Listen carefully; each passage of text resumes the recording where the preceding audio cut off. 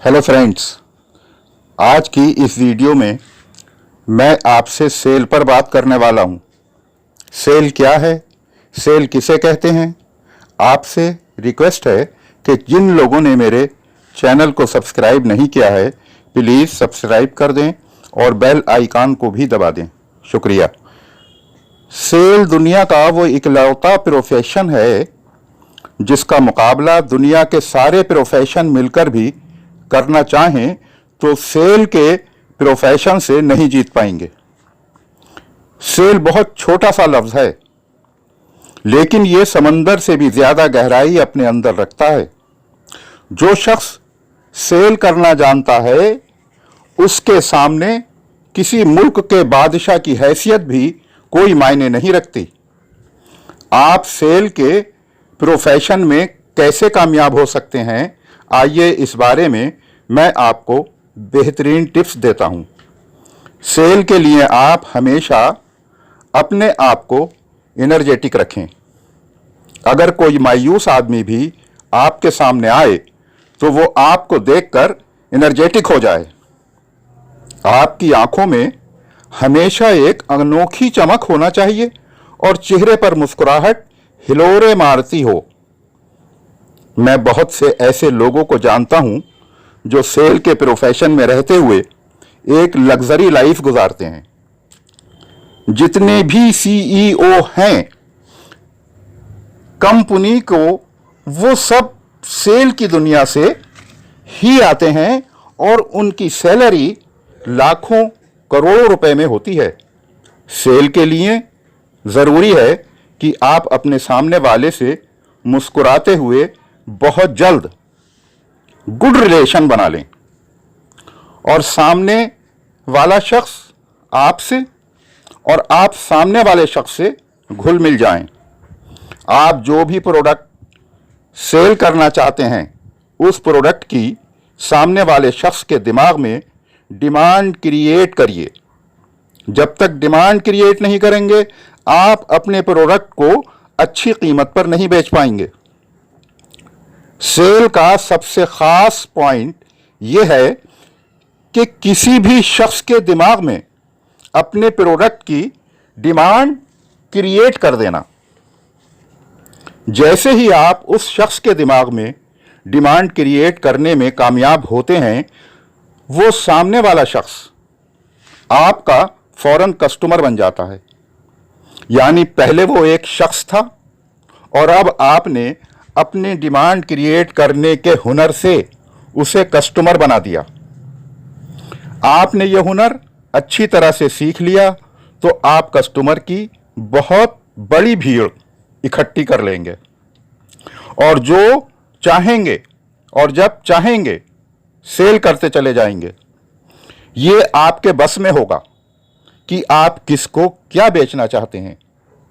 अब बात करते हैं डिमांड क्रिएट करने के लिए क्या क्या कदम उठाना है और कैसे क्या करना है। डिमांड क्रिएट करने के लिए आपको इस बात का ख्याल रखना है कि जो प्रोडक्ट आप सेल करना चाहते हैं उस प्रोडक्ट की पूरी जानकारी आप हासिल करें। उस प्रोडक्ट की बारीक से बारीक क्वालिटी भी आप जानते हों। कोई बात भी आप उस प्रोडक्ट के बारे में ऐसी ना कहें जो उसमें मौजूद ना हो। यानी प्रोडक्ट की सच्ची जानकारी दें, सच्ची तारीफ करें, भूल कर भी झूठी तारीफ ना करें। एक बार भी आपका झूठ पकड़ गया और कस्टमर की नज़र में आपकी गुडविल दागदार हो गई तो दोबारा आप उसकी नज़र में अपनी गुडविल कभी बना नहीं पाएंगे।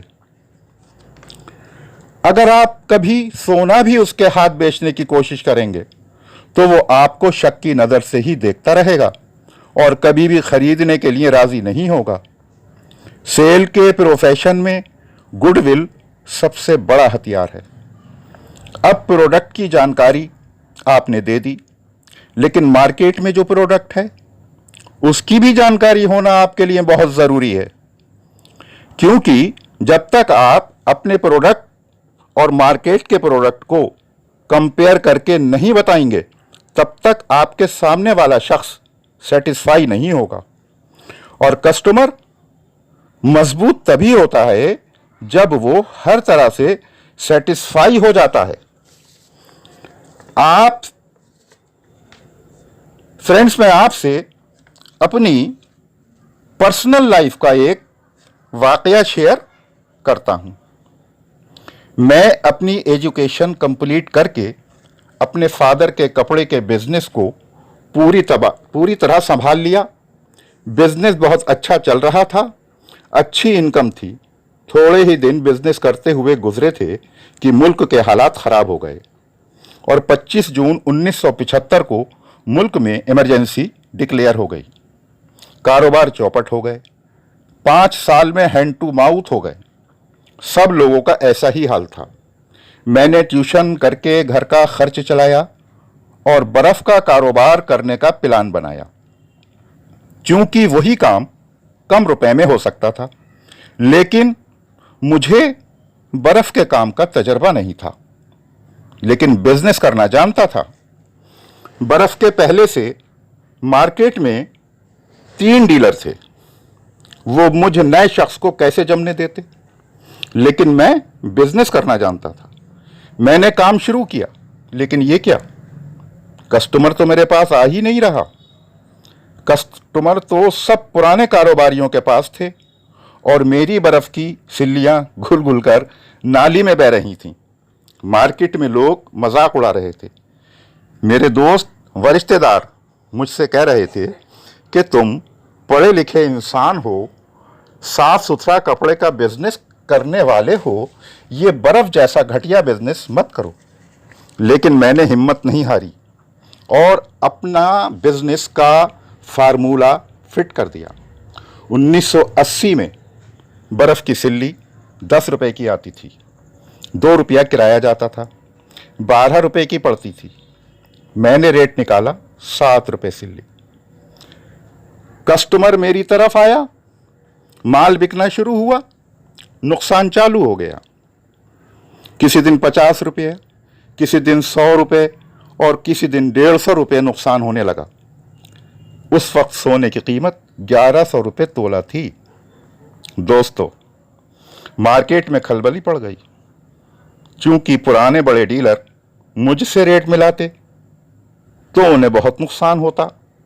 उनकी सेल बड़ी थी और वो लोग नफ़े का मज़ा चखे हुए थे। मुझे कम नुकसान होता था, मेरी सेल कम थी और मुझे नफ़े का तो मज़ा ही नहीं पता था। तो मेरा नुकसान कॉस्ट प्राइस का था। मेरी 10-15 सिल्ली की सेल थी, उन लोगों की 70-70, 80-80 सिल्ली की सेल थी। फिर अगर वो मुझसे रेट मिलाते तो उन्हें ज़्यादा नुकसान होता। उन्हें कॉस्ट प्राइस का नुकसान होता और जो उस पर प्रॉफिट होता था, कमाई करते थे, वो उस नुकसान को भी जोड़ते थे। मुझसे रेट नहीं मिला रहे हैं तो कस्टमर उनके पास टिक नहीं रहा है, और रेट मिलाते हैं तो बड़ा नुकसान होता है। सब डीलर ने जितने भी थे मुझसे मीटिंग की कि भाई क्या कर रहे हो, कैसे काम चलेगा। मैंने कहा जब तक 40-50 सिल्ली के कस्टमर नहीं बन जाते मैं रेट नहीं बढ़ाऊंगा। ऐसा कह के मैंने कहा आप अपनी अपनी दुकानों पर माल शॉर्ट कर करके मंगाएं। जब माल नहीं मिलेगा कस्टमर मेरे पास भी आएगा। जब 40-50 सिल्ली की सेल मेरी हो जाएगी, 40-50 सिल्ली के कस्टमर बन जाएंगे, रेट सबके कहने के मुताबिक मैं कर दूंगा। उन लोगों ने मेरी बात मानी और उस वक्त में जब सोना 1100 रुपये तोला था, 400-500 रुपये रोज़ाना कमाता था। इसे कहते हैं सेल की पावर को।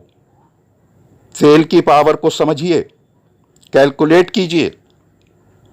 मैं कस्टमर से अच्छे ताल्लुक बनाता, कस्टमर से अच्छे ताल्लुकात बनाता, मधुर संबंध बनाता, वो मेरे परमानेंट कस्टमर बन जाते। प्रैक्टिकल करो, ख्यालों की दुनिया से बाहर निकलो। कामयाबी के लिए ज़रूरी है कड़ी मेहनत, पक्का इरादा, दूरअंदेशी और सब्र, यानी कि अनुशासन। आपको मेरी ये वीडियो पसंद आई हो तो प्लीज़ लाइक और शेयर करें, जिससे और लोग भी अपनी ज़िंदगी में कामयाबी हासिल कर सकें। और कमेंट बॉक्स में अपनी राय का इजहार करें।